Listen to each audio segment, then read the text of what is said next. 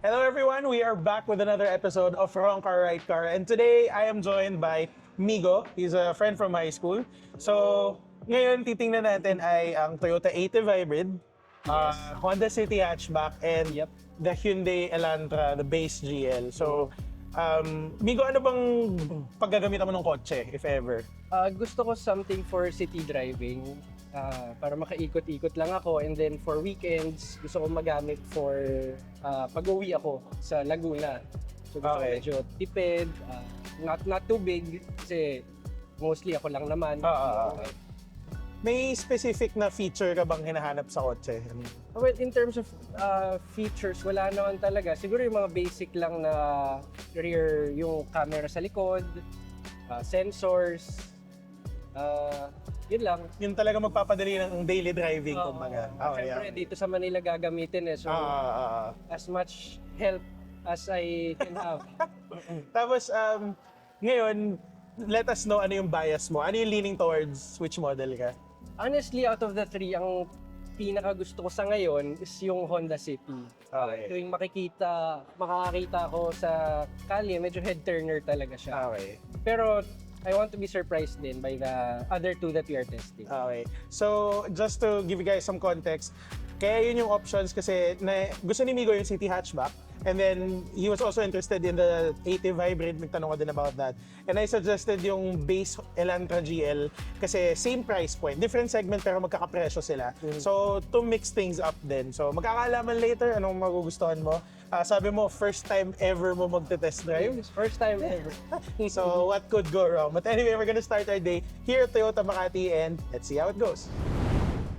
Sir Migo, good morning. My name is Elijah, and here is our price list. Nice to meet you. Nice to meet you.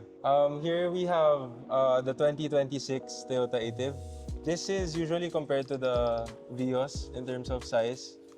Usually kasi pag Vios, commercial use, kunwari. For this one, I think they're planning to mas mag-focus na sa mas elegant side ni Vios. Price-wise, this is 1,198,000.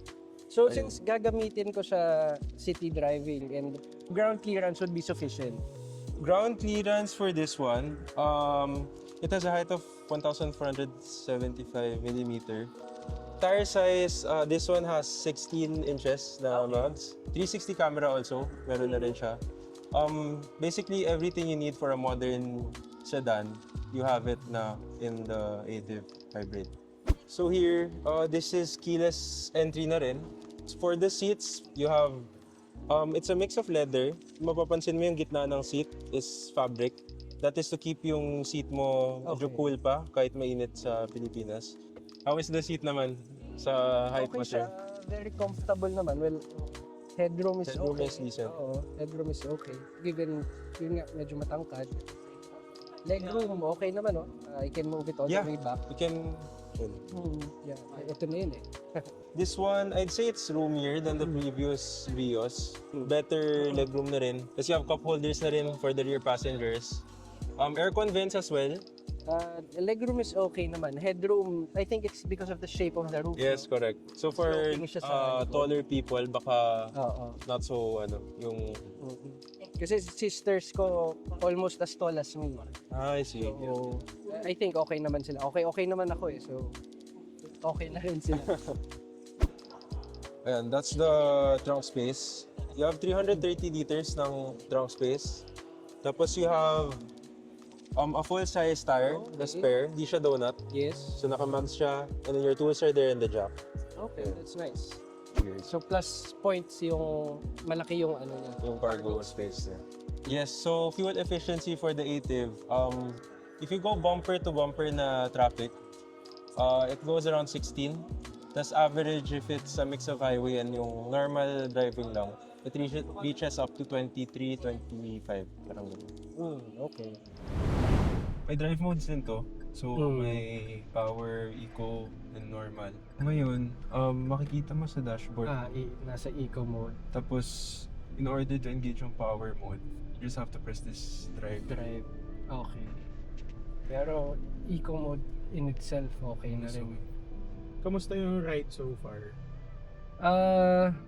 Okay naman siya. Comfortable naman tong driver seat. In terms of noise, okay din naman, minimal lang. But, Yung insulation niya is not Honestly. First time ko din to masakyan in the city. Sobrang busy, madaming kotse. Okay siya. It's not bad. You can turn left here. That's the blind spot. yung blind spot. That's the blind spot. Yeah. I've forgotten how loaded. Anti-kamote. Ito, Sensor. yung tech ni ATIV is complete na rin Safety sense to eh, no? safety sense. So, First time kasi magkaroon ng subcompact sedan. sa ganyan may safety sense. So ito parang lane keep, ano siya? Lane keep Yes. assist siya? Okay. So this one's for the distance ng Parang adaptive cruise control na siya? adaptive cruise control na siya. So Oh, it okay. follows this whatever speed you set on the Okay. car. Tapos ito, yung camera, I can For the see. 360 camera. This one also has a 360 camera na built-in. So si ATIV, wireless na yung Apple CarPlay and Android Auto. Tapos comments lang din from the backseat. Relevant din naman sa'yo since magsasakay ka ng pasahero every now and then. Kami 5'6". Okay yung legroom ko. Malapad lang kami ni Charles. So, mahirapan yung nasa gitna. Pero siguro 3 payat baka kaya sa likod. Pero hindi kasi ganun kataas yung tunnel dito sa gitna. So, it's not so bad for a 5th passenger. Pero for both of us, okay siya. Aircon dyan, okay naman. Oh, Aircon. actually malamig. Tapos meron din kami, ano to, USB-A? Yes, you have USB-A. 2 USB-A charging ports. Ang fuel capacity niya, This is 36 liters 36. yung full tank. tapos is it more expensive to maintain ang isang hybrid? It's the same for all types of vehicles. First 1,000, balik ka sa kasa Mhm. because the car is still running on factory oils. Tapos for hybrids naman, it's every 10,000 or 6 months. Yung Okay. So after the first First 1,000, 1,000, 10,000 na ulit. correct. Or Or 6 6 months. Tapos yung cost niya, for this vehicle, it would cost you around 4,000 siguro per PMS. So we've now arrived at Hyundai Pasong Tamo here on Chino Roses. But before we get to driving the Elantra, tanong lang kita amigo, kamusta yung test drive mo with the ATIV Hybrid? Sa ATIV, syempre yun pa lang yung napuntahan natin today. Pero so far okay naman siya. Interior okay naman. Yung how it handles pag-drive okay naman. Okay sa'yo yung feel ng driving ng hybrid? Parang same-same lang naman eh, di ba? Oo, same lang naman. Tsaka for the price, well, you get what you pay for. Okay. So fresh experience talaga to. So tama na Dada. Let's go. Check out the car na. Yes, sir. Hi sir, good afternoon. By the way, I'm Nice to Ari meet you. Belenan sir from Miday Marami. And this is our Elantra GL. Ito sir starts with the price of 1,140,000. Medyo mas sporty siya sir. At the same time sir, headlight sir is LED na. Combination with fog lamp sir sa baba. Okay. Ang rim sa sir is 16 inches sir. Alloy wheels sir. Then ang ground clearance sir is 135mm sir. Ito sir ang trunk sir sa likod. Although yung ilaw natin sir is halogen pa rin po. Then push button pa rin naman siya sir for entrance sir. Then ang capacity nito sir is 402 liters sir. Then ito sir is meron na rin tayo sir na remote start para dun sa unit. Okay. So- Sa remote siya. Yes sir, remote sir. Then ano na rin siya sir? Keyless entry na rin po. So naka-push start button tayo sir. Then meron tayo sir 4.2 sir na cluster sir para sa odometer natin. Then 8 inches na infotainment sir. Then naman to, equipped na naman to sir sa na Apple CarPlay sir and Android Auto. Then may 12 volts tayo sir sockets and Type A sir, Type C. Pero ito sir is wala siyang wireless charging. Then manual pa rin sir ang adjustment natin sir for ACs. Yes sir. Then ito sir medyo pa rin talaga si Korea. So ideal pa rin yung sir is more on plastic sir or recyclable plastic pa rin naman sir yung ginagamit natin sir sa bodies. Then legroom, headroom sir, panalo pa rin naman. Medyo na lang talaga katagayan kasi. Pero headroom is okay. Yes sir. Then reverse cam sir, meron pa rin naman tayo. Standard. Standard pa rin. Hindi sir. Lang sir, reverse lang talaga. Pero ito kasi more on lang talaga. So pang entry level lang din talaga sa features niya. Although may cruise control na rin naman. So i-reverse na, ayan. Yun nga lang sir, adaptive cruise control pa rin tayo. Hindi pa siya stop and go sir dun sa inclusion sir dun sa unit ko. So sa ibang variant sir yung stop and go natin sir na sir cruise control. Okay. So ano pa rin naman siya sir, maluwag pa rin naman actually. Maluwag. Yung nga lang sir, sa central console kasi, usually sa gitna, yung gitnang Pero sasakay okay sir. lang, parang yan na yung driving position Oo ko sir, eh. kung ganyan ka nakakomportable kung sir, ganyan, Maluwag. yes sir, then headroom naman sir, ano pa rin naman, Okay pa panalo rin, pa rin okay. naman. So sir, anong height mo sir? Sorry po. Mga 5'10". 5'10", yes sir. So okay pa rin siya. So yun sir, sa tangkad mo, yung seats, Komportable. komportable sir. Charging, cup holders meron na. Then same pa rin naman sir, plastic pa rin sir yung ginagamit natin. May drive modes ba to? Ay, ito sir, wala siyang drive mode sir. Okay. Then ito sir, 6-speed pa rin naman siya sir, na automatic sir. Then may manual options pa rin naman tayo sir, plus and minus pa rin po. Then ang horsepower ito sir is 128 sir, while yung newton of torque niya sir is 155. Then Apple CarPlay sir, Android Auto, wireless connectivity Wireless. pa rin naman. Walang wired to, di ba? Wireless only. Pwede pa rin naman siya sir na wired. Actually, sa USB pa rin po. So sa PMS naman ito sir, hindi siya naka-turbo. So ano siya, every 7,500 or 6 months po. So whichever comes first naman tayo. Okay. Usually ang cost ng sir sa first PMS natin sir around 6,000 lang naman sir. 5,800 to 6,000 sir. Yeah. So compared dun sa kanina, mas gusto ko yung feel ng brakes nito. Kasi matigas yung Yung kanina, oo. Pero wala siyang yung blind spot monitoring. Yes sir, yun lang talaga sir. Yung mga safety features sir na sa mga top of the line sir wala. Kamusta yung feel mo so far sa maikling drive natin? Sa handling, dun sa ride? Pero mas masarap i-drive to eh. Mas kumbaga yung driving experience niya. Tapos yung ganito mas parang responsive, yung steering. Ito konting apak. Ano talaga sir?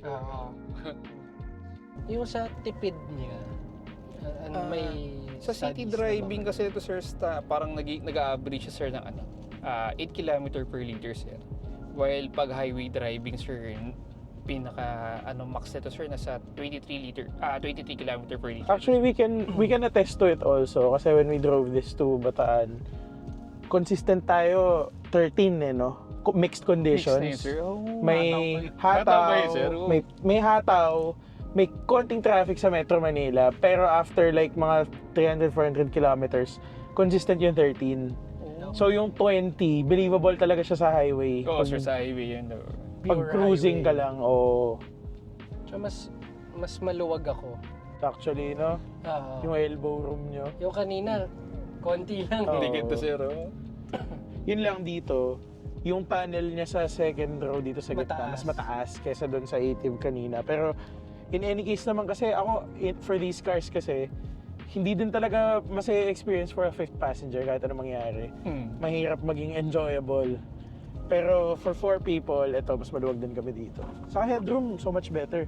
Kanina medyo Oo. untog si Charles na ganun eh. Ako ngayon, okay kami. Okay, so we're now down to our last dealership for the day. We are now at Honda Cars Makati. Newly moved dito sa Chino Roses actually, now under the Gateway Group. So umigot tapos na tayo sa Hyundai Elantra. Anong masasabi mo dun sa drive mo ng Elantra? Mas masaya siyang i-drive compared dun sa Ative. Steering wheel niya mas magaan, mas responsive.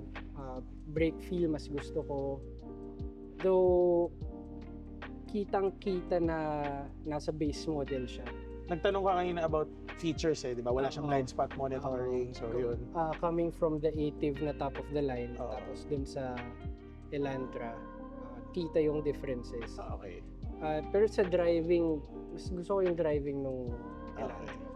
So ngayon, nandito na tayo sa bias ni Migo. Sa Honda City. K-pop? K-pop.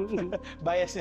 Ito yung, di ba, leaning towards the city hatch ka talaga. So magkakaalaman yan sa test drive natin kung ito ba yung mapipili mo at the end of the video. So, let's go!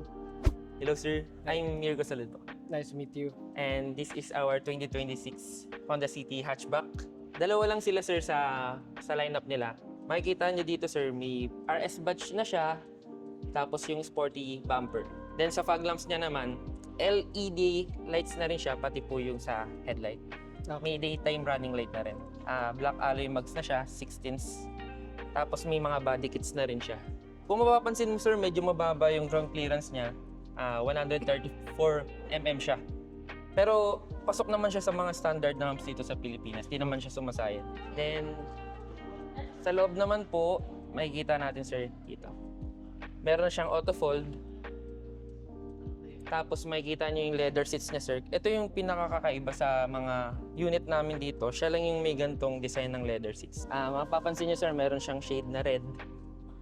Pagdating naman dito sa may steering wheel, meron din siyang twist spoke leather. Tapos may red stitches. Siyempre sir, kapag RS, meron na siyang paddle shifter tapos Honda Sensi. Dito naman sir sa seats, pag hatchback kasi parang feeling natin medyo maliit siya eh. Oo.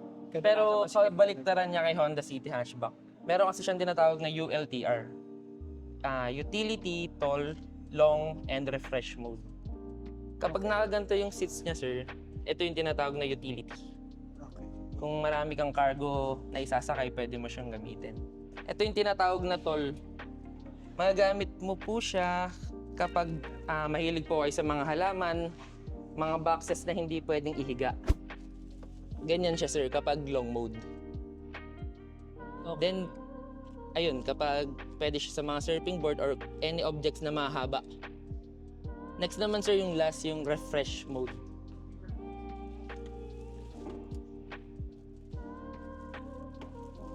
Ayan. Ganyan naman po siya sir. Sa other side, pwede mo rin siyang gawing ganito. Tapos may mga ano lang tayo. May mga unan, kung meron kayong kakareding unan. Refresh na. Yes sir, kapag ano, mahabang biyahe, tapos may mapaparkingan naman po kayo na safe, Okay. pwede mo siyang gamitin. Pero without reclining the seats or folding it forward, maluwag na rin to. Maluwag na rin siya sir. Meron na rin siya ditong space for cargos. Okay. and then, May spare tire na rin po siya. Full size. Yes sir. Yung rear bumper na carbon finish na rin siya sir. Ayan. Sa 2026 City hatchback natin sir, even the 2024 naman, meron siyang remote engine start. Okay. Ang gagawin nyo lang sir sa remote is click nyo lang yung lock, tapos lock po ulit, then click nyo lang yung remote engine start. Ayan sir, nag-start na siya. Okay. Then dito naman sir, meron siyang smart entry din. Lagay mo lang yung kamay mo, basta hawak mo yung susi or nasa pocket. Pwede. Tara sir. Paano gumagana yung Honda sensing sa ganitong during driving? Ayan, yes sir. Honda sensing, for example, ganyan. Malapit ka na sa kanya, tapos hindi ka nakapreno. Hindi ka babangga sa kanya. Mag-notify siya dyan ng brake kapag hindi ka nakapag-brake. Mag-brake siya. Pag Malapit ka. napagas ka, medyo napaapa ka sa gas. Pag bibling ka yan, papag-breakin ka na. Ayun sir. Okay. Pero Pag yung mga hinintay ganun, mo, Pero brake siya on its own. hindi niya ititigil. Pag malapit ka na, tapos di ka pumreno at all. Sir. Pag wala kang input, pepreno siya on its own. ganun siya nag-work. So, ang fuel consumption niya, Fuel consumption niya sir, nakalagay kasi sa brochure, 21. Tinesting nila yon ng walang traffic. perfect road sir. conditions. Pero up to 17 naman siya. Depende pa rin sa driving habit natin. Easy na, 10 kilometers per liter, kaya. Kaya sir. Pag sa highway, actually kaya yung 20 sa highway. Sir, yun nga po. Kaya yun sa highway. Basta wala kang madadaan ng traffic. May wireless CarPlay nga ba to? Or wired? Yes sir, only? wireless Apple CarPlay siya, CarPlay. tapos Android Auto na rin siya sir. Wireless din. Wireless din. Tapos Migo, note ko lang yung sa likod dito. Mm-hmm. 'Di ba galing tayo sa Hyundai? Oo. Eto, di hamak na mas maikli ito, pero ang luwag sa likod. Kasi, nabanggit ko sa'yo kanina off camera, yung ibang brands, meron silang good use of space. Oo. Yung Honda has always been good with that eh. So ito, medyo cramped kami. Masikip yung headroom kasi headroom, maliit sir, to eh. opo. Pero yung legroom, maluwag siya. Maluwag sir. Ito Tas, maluwag pa rin sa Ang thing dito, yung upuan kasi itself, medyo mataas. So yung paam namin, hindi naka ganun sila, parang 90 degrees halos yung tuhod. Hindi Tapos na- komportable yung upo mo. Okay. Ang service niya tuwing kailan? Ayun sir. Yung PMS naman ito is twice a year ka lang visit sa amin. 6 months or 10,000 kilometer. 10,000. Whichever comes first. Then sa warranty naman niya sir, 3 years or 100,000 kilometers. Tsaka dito sa tatlo nating na-review, parang ito yung pinaka head turner kumbaga. Ayun pa sir, pagdating sa exterior look talaga sir, sporty looking talaga siya. Wala siyang rear pocket sa likod ng driver seat. Ngayon ko lang na-realize yun. Yes sir, wala. Hindi naman sa deal breaker siya. Tapos may dalawa na, ano to, Na 12 port. volt socket. Yes sir, parang Dalawang 12 ganito volts, po siya. Ah. Dalawa. Tapos dalawang AC vents. Ang tahimik. Sir, Oo. Ang tahimik Tahimik. talaga. Kaya komportable tayo sa likod. Laking luwag dito no compared sa ATIV. Masig talaga mga Toyota in general. Oo. Malaki yung trunk ng Vios dati pero masigip yung loob. Kahit yung ATIV kanina, laki ng trunk eh. Oo, yun talaga. Sana ginamit pa nila pang backseat. Oo. Pero madali naman siya i-drive. Tingin mo. Alin? Like eto, compared to the Elantra and the Civic. The Civic, Para mas sorry. mas masaya to i-drive. Pero like, yung ganito, maliliit na tight spaces, city Oo. driving. Oo. For your day-to-day use. Oo. So siguro coming from Yes, dimension. bigger cars, mas madali talaga. So tapos na yung test drives natin, nandito na tayo ngayon sa talk show. Sorry, medyo nasa lobby lang kami nasa lounge kami ng Honda Cars Makati. So, Migo, kamusta yung test drive mo sa City Hatch? Well, na-confirm nga na bias ko nga yun talaga. For its price point, para na-check niya lahat ng boxes. Interior, ganda. Para may road presence out of the three nating sinubukan. Tapos, true to its name, parang siya talaga yung pinaka-okay for city driving. Actually, good point. I would have to agree din kasi parang mas compact siya, hatchback siya. Oo. So, ang dali niya yung everyday na driving. So, tingin mo hindi deal breaker sa'yo na hindi siya hybrid? Hindi naman, kasi fuel consumption niya sabi is 18 kilometers per liter. So, napakatipid niya na in considering it's not a hybrid. In the city, it can do 10 pa din eh. A little less, but still not bad. Tapos yung sa ATIV kanina, parang ganun din ata ang ano niya eh. Ang numbers niya. So, okay pa rin itong city. Saka you'll be driving it outside the city din naman eh, pag Yes. Laguna. So, yung fuel consumption mo Yung medyo weekends magbabalance. siya magagamit. Magbabalance siya on weekends. So, tatanungin kita, and I think I already know your answer. Sa dulo nito, ano na yung tingin mong, which one would you probably end up buying? Out of the three, yung city talaga. Okay. Nag-start naman tayo with this episode na alam na natin na may bias talaga dun sa city. And Okay. I think na enforce lalo. Okay. So, I think that's it. So, tingnan natin Yes, a sure. few months from now or whenever kung matutuloy si May Migo bumala. update. Gawa tayo update if matuloy ka bumili and hopefully meron. So, Thank you. I guess that's that. Thank you to all of the dealerships who accommodated us today. Thank you, Migo. Thank you. Thank you. Solid. And again, if you guys want to guest in our Wrong Car, Right Car episodes, just shoot us a message if you want to experience this for yourself and you're in the market for a new car. So, I guess that's that. See you guys in the next episode.